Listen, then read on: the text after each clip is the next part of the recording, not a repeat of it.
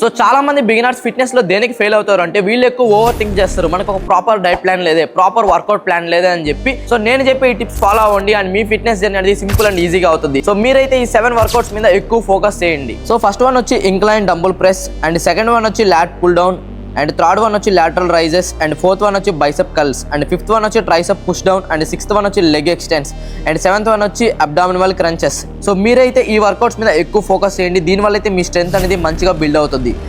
So మీరైతే beginner కాబట్టి మీరేం చేస్తారంటే ఫస్ట్ ఫామ్ మీద ఎక్కువ ఫోకస్ చేయండి. మీకు ఏమేమి వర్కౌట్స్ ఫామ్ కావాలో మీరు ఇంటర్నెట్లో సెర్చ్ చేస్తే బోల్డ్ అని వీడియోస్ ఉంటాయి. అండ్ ఆ వీడియోస్ చూసి ఫస్ట్ మీరు ఫామ్ అనేది ప్రాపర్గా నేర్చుకోండి అండ్ తర్వాత వెయిట్ మీద ప్రోగ్రెస్ చేయండి.